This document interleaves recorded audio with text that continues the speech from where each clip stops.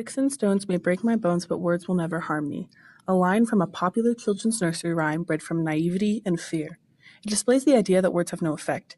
It is this mentality that created one of the world's most destructive people and placed him in power, Adolf Hitler. In the early 1900s in Germany, when German citizens were struggling with economic downfall, Adolf Hitler built a war through his speeches based on hatred and misguided hope.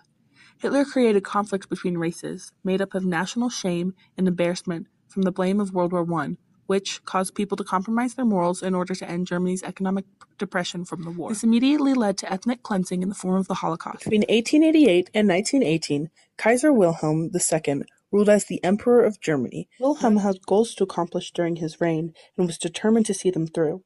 He antagonized the British and strived to surpass Britain. He wanted to expand Germany's power and boost the economy. With Germany already at odds with the British, it's no surprise the two countries were on opposite sides during the war. Germany on the side of the Central Powers and the United Kingdom on the Allied Powers. World War I was slowly built up over years of countries displaying strong nationalism, militarism, the strive for imperialism, and the creation of alliances. In 1917, with little support from other countries, Germany began experiencing shortages of soldiers, ammo, and national pride. In 1918, news spread that Germany was planning to surrender to the Allied powers, and the German citizens questioned Wilhelm's rule. Later that year, Kaiser Wilhelm II was abdicated from the throne. Between 1917 and 1921, World War I put all countries in debt and needed to be paid for. So, the Allied powers blamed Germany since they were a big part of starting the war. The Treaty of Versailles was written by the Allied powers after their victory in the war, demanding Germany and its allies pay reparations. The reparations included separation of German territory. Certain territories were demilitarized, naval forces were lessened, army troop numbers were decreased, and the German Air Force was forbidden. Germany also became liable for damages in the war. Article 231. The Allied and associated governments affirm, and Germany accepts the responsibility of Germany and her allies for causing all the loss and damage. Germany had to take full responsibility for the war and all damages that went along with it. This created humiliation and shame for the German people. The Allied powers placed such harsh reparations on Germany out of fear of another war. The Allied powers thought that since it would take Germany so long to recover, they would not have to endure the suffering of another war so colossal. Germany was losing hope as the weight of the treaty began to weigh on them, and the realization of an unstable government became clear.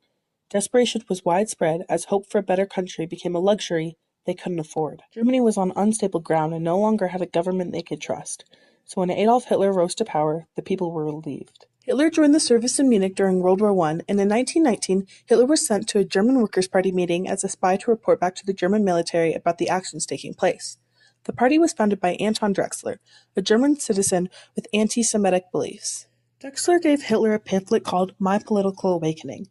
The pamphlet, written by Drexler himself, highlighted the fascist ideals of the German Workers' Party, as well as degraded capitalism and blamed the Jewish people for Germany's fragile state. Adolf Hitler decided that he liked the political ideas of the party and became a member. In 1921, Hitler became the leader of the German Workers' Party, which is commonly referred to as the Nazi Party today. In 1923, Hitler gave a speech in Munich which provided the country with hope as he planned out the changes that needed to be made in the country. He spoke passionately of the German intelligence and need for spirit. What we need is instinct and will. Most people have lost both through their culture. We have, it is true, a highly intellectual class, but it is lacking in energy. He was never shy to showcase his opinion and point blame of German suffrage to the Jewish people. This helped his growth in popularity because it gave a point of blame. Many Germans began to hate the Jewish because, although the whole country was struggling with economic depression, the Jewish were doing a little better. They had slightly higher employment rates and income. The Jewish became an easy target for German blame. Hitler's power was growing, and in 1932, he ran for Chancellor of Germany. He lost to the previous Chancellor, President Paul von Hindenburg, who was running again to keep Hitler out of power. Although Hitler did earn 37% of the vote and launched a large Nazi propaganda campaign, which earned 230 seats in the government during the later election in July of 1932. The Reichstag, or government, was afraid of Hitler and his power, but could not ignore his increasing popularity, so they appointed him Chancellor in January of 1933 to please the people. The hope was that the people would be content with him in a power position without allowing him the actual authority of a chancellor, hoping the vice-chancellors and other non-Nazis in key government positions would contain and temper Hitler's more brutal tendencies. In February of 1933, Hitler gave his first speech as chancellor. He spoke as one of the German people, not above them. He named points of distress within the country, calling attention to what was happening to the German people, allowing the citizens a voice. The misery of our people is horrible to behold. When this collapse finally reaches the German peasants, we will be faced with an immeasurable disaster. He not only realized the unsteady state of Germany, but stated a plan to help rebuild the country in about 8 years, providing a newfound hope. Within 4 years, the German peasant must be rescued. Within 4 years, unemployment must be finally overcome. At the same time, the conditions necessary for a revival in trade and commerce are provided. This speech became a strong turning point for Hitler's power. He set up trust within the country.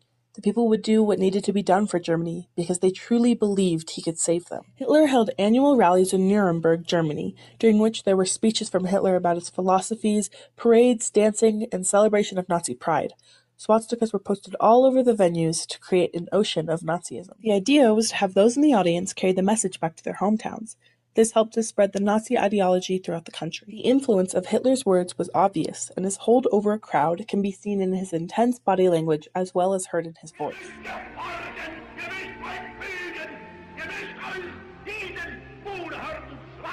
As a speaker, Hitler exercises astonishing sway over a German audience. He alone can rouse the crowd to that state of political frenzy, which makes all argument futile. His power came from his speeches, and it's all he needed. In 1938, Adolf Hitler was named Man of the Year by the American Time magazine. He was picked merely because he was the only person who had a lasting impact on the year, not because he deserved to be commended like the award is intended to do. Although the article was negative U.S. propaganda, he was essentially being rewarded for destroying a race. The world sat by and watched his actions out of fear, not knowing what to do. He allowed other nations to ignore his destruction because they had never seen someone like him before. It didn't matter that the world was afraid of who he was or the power he possessed. He got the attention that kept his Nazi regime alive. The impact of his speeches led to the Holocaust, a time when people were forced into concentration camps. The people in these camps were mainly Jewish, as they were seen as a threat to Nazi ideology. Other people who were seen as weak or different were also put into these camps and treated inhumanely and tortured until death. It was Hitler's end goal to eradicate the Jewish and any other people who weren't his ideal human. He strived to create racial purity by establishing true German power, as he believed they had the purest blood. The Nazi ideology was that each race had distinct behavior, characteristics, and abilities that could not change, and that all people were predetermined by their racial makeup, meaning that some races were stronger than others, the strongest race being the German. In 1944, Hitler was frantic and tried to continue his reign, but began to lose his hold on the German people. As German defeat in the war became increasingly clear, plans were made to remove Hitler from power. The citizens stopped listening to him, and he had nothing left. He had built his entire empire off of his words, so when no one was willing to listen to him, he lost all power. He became weak without an audience and lost all hold he had on the world. Without the support of his voice, his power crumbled, and he vanished. In 1945, he and his wife Eva Braun fled to a bunker in Berlin, where they both committed suicide. Nazis saw the Jewish as an ethnicity rather than a religion. The high population of Jewish people in Germany is why the Jewish death toll was so high. Historians estimate the total number of deaths to be 11 million, 6 million victims being Jewish, with the other 5 million victims encompassing gay people, priests, gypsies, people with mental or physical disabilities, and others seen as a threat to the Germans. The ethnic diversity in Germany is minimal today because of the Nazi reign. In 1933, there were 525,000 members of the Jewish community in Germany, while in 2016, there were only 117 members in Germany. The Holocaust was not only a mass genocide of all kinds of people, but created a mass migration, both attributing to the decrease of over 400,000 Jewish people in Germany. We tend to think it was all Germany, but it wasn't.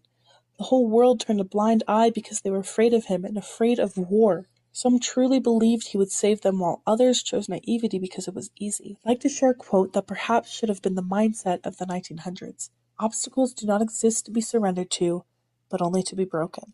Bright words that the world ignored, but perhaps could have helped. What if I told you the same words were said by Adolf Hitler? That was his quote. If you didn't have the knowledge of what he did and you didn't know who he was, does it make it easier to understand how they believed him? It is not at all okay that this happened, but I want you to understand the impact that words can have. Sticks and stones may break my bones, but words will always impact me.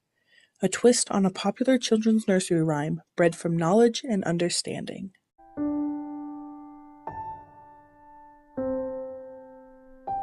Audio Jungle.